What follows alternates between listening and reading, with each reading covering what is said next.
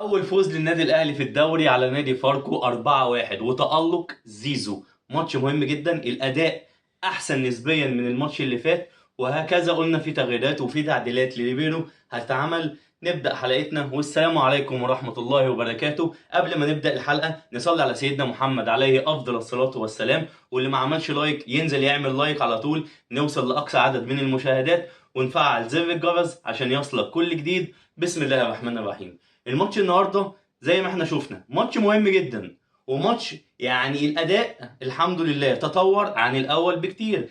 تريزيجيه كانت مفاجاه شويه، انا قلت تريزيجيه هيبدا بيه خلاص مكان قفشه وهيلعب في نص الملعب. اتفاجئت ان تريزيجيه وداه مكان زيزو جناح، وخلى زيزو هو ايه اللي في النص.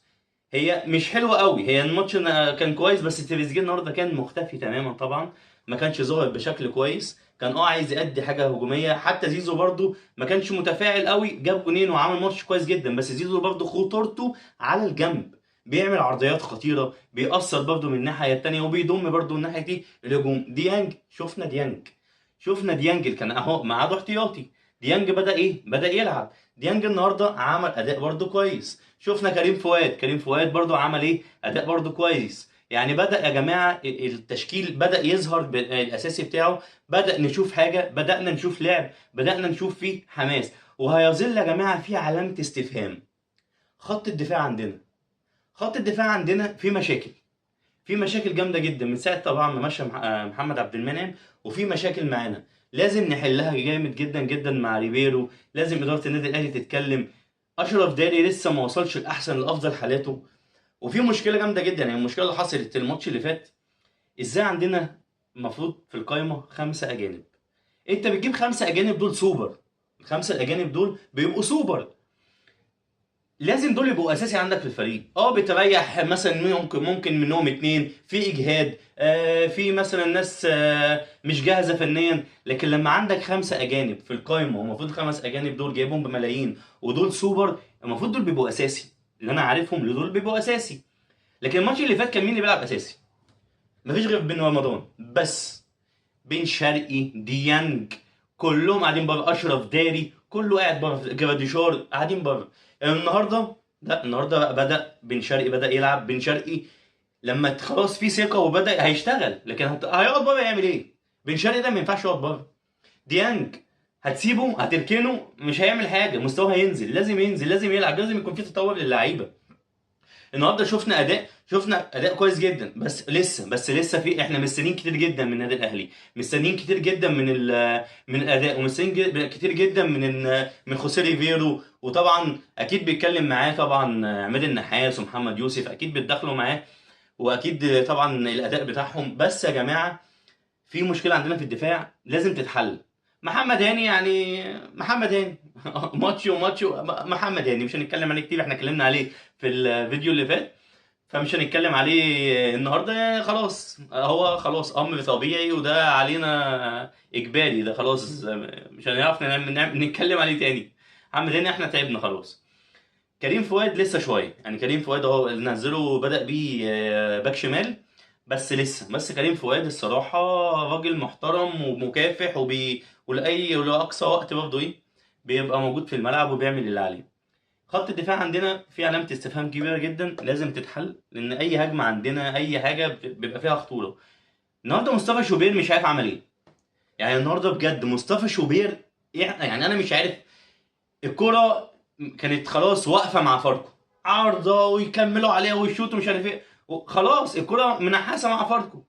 يجي عم مصطفى شوبير، الكرة طالعة، محمد دهاني ماشي جسمه مش معدول وسندها لك ماشي، انت الكرة خلاص طالعة بره، مش لازم بتلحقها بتعمل ايه؟ بتلحقها بتدخلها في الملعب عشان خاطر هما يجيبوها تعادل. طب افرض احنا كاسبين 1-0 نخلص الماتش تعادل؟ يعني صراحة تصرف غريب جدا جدا من مصطفى شوبير. اكيد لسه شوية عليه هيكتسب خبرات. لسه يا جماعة كتير جدا برضو على بعض من اللعيبة، مش عايزين نيجي عليهم، مش عايزين نظلمهم، بس عايزينهم يفوقوا شوية.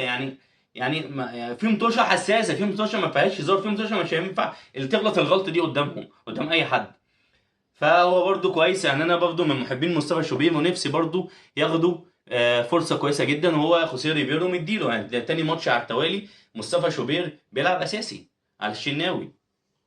فده يعني في قصه الماتش بتاعتنا النهارده. لا الماتش النهارده كان في الاجمالي بدانا جرديشار مثلا نزل، احنا مش حاسين يا جماعه، احنا ما عوضناش اسامه ابو علي.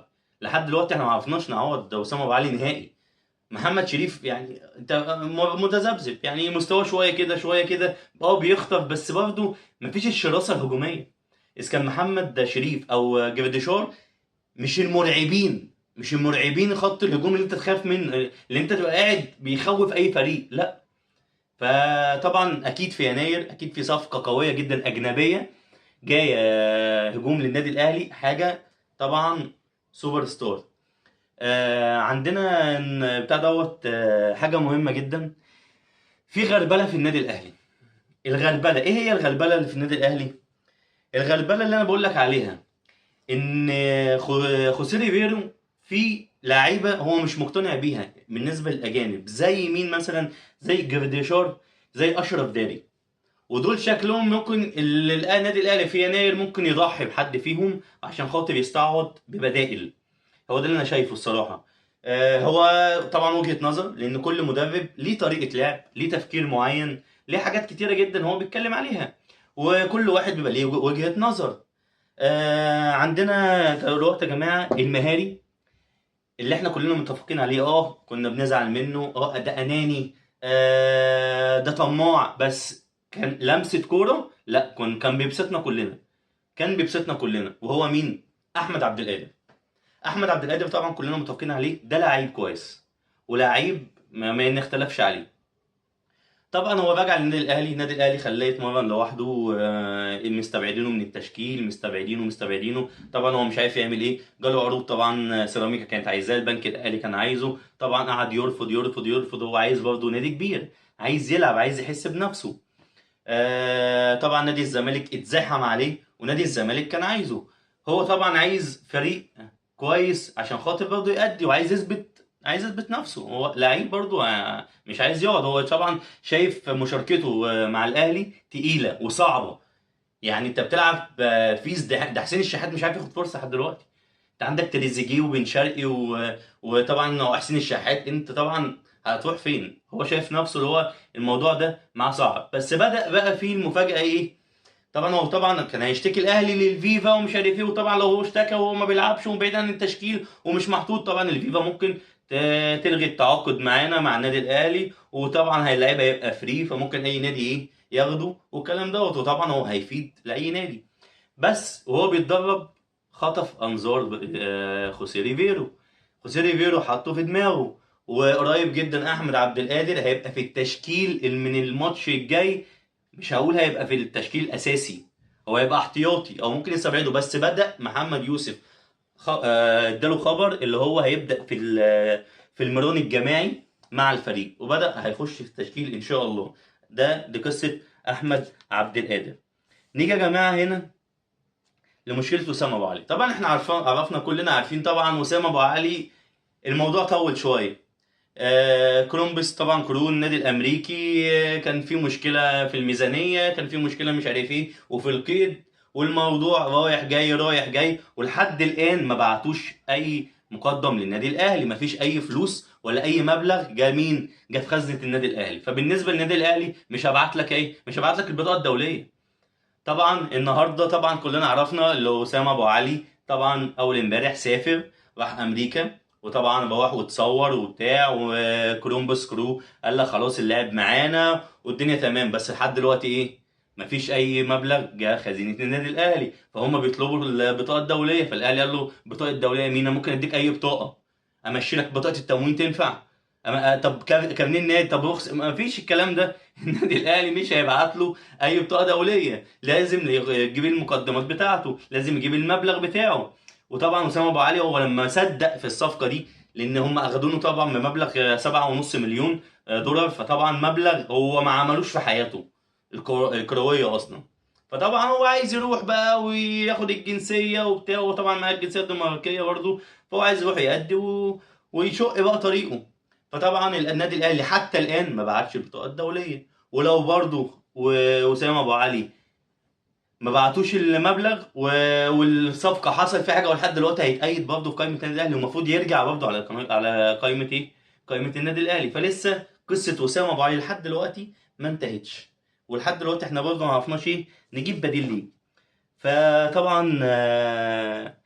النادي الاهلي زي ما احنا قلنا يا جماعه. وفي بقى خبر بقى يعني برضه يا جماعه، الكومنتات يا جماعه يعني واحده واحده عليا.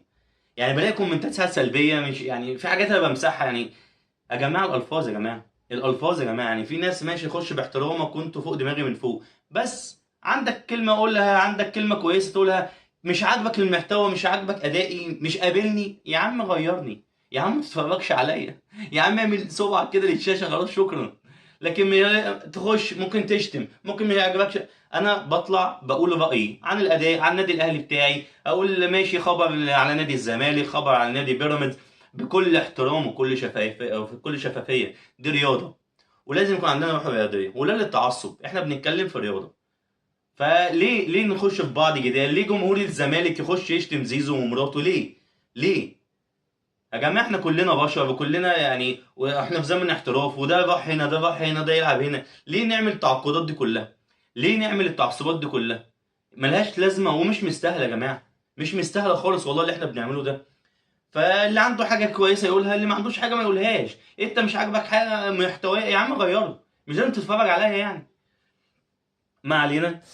في خبر حلو لجمهور نادي الزمالك، غريمي طبعا التقليدي، طبعا لازم اقول لكم خبر حلو يعني، خبر حلو ليه. الفدائي الجديد طبعا عدي الدباغ. عدي الدباغ ده مهاجم يعني، بيقولوا واعد، وبيقولوا طبعا ده حتى كده زي وسام ابو علي، وهنشوفوه خلاص اساسي في قائمة نادي الزمالك في ماتش المقاولين بتاع بكره ان شاء الله. فده هنشوفوه هيبقى عامل ازاي، وبالتوفيق طبعا. في يا جماعة راجل الزمالك الاول فين الزمالك؟ مين راجل الزمالك الاول في الزمالك بعيد عن الجمهور، بعيد عن المدرب؟ راجل نادي الزمالك الاول في الملعب. مين هو راجل الزمالك الاول في الملعب؟ هو ناصر ماهر. ناصر ماهر المدير الفني لنادي الزمالك مقتنع بيه اقتناع يعني مش عايز اقول ايه فوق الوصف. اجتمع باللعيب بعد الماتش اللي فات بتاع سيراميكا وقال له انت لو فضلت على نفس مستواك انت هتبقى افضل لاعب في مصر. هو بالنسبه له كده، دي وجهه نظره. ولسه متفرجش على زيزو اللي بيعمله لسه. امه هي ان شاء الله ربنا يرجعه بالسلامه من الماتش الجاي باذن الله. في التحامات ان شاء الله. هو لحد دلوقتي احنا الدوري يعني ده تاني اسبوع بس مش حاسين برضو ب...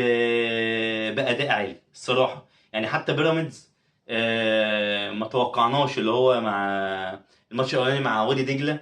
الاداء ده كان اداء سيء جدا. كان بيلعب امبارح مع الاسماعيلي برضو اداء ما كانش كويس، برضو كسب 1-0 بالعافيه. فبرضو لسه يا جماعه المباريات لسه هتسخن، لسه عايزين نشوف دوري، عايزين نشوف الدنيا هتبقى ماشيه ازاي معانا، وعايزين نشوف اداء كويس. وفي نهايه حلقتنا ان شاء الله يا رب نكونوا استمتعنا مع بعض، ويا رب اكون خفيف عليكم، ويا رب اكون يعني نلت اعجابكم. وان شاء الله انتظروني في حلقه قادمه جديده باذن الله غدا، وهنتكلم فيها عن كل التفاصيل، وهنتكلم فيها على حاجات ياما جدا جدا جدا. هتوحشوني، والسلام عليكم.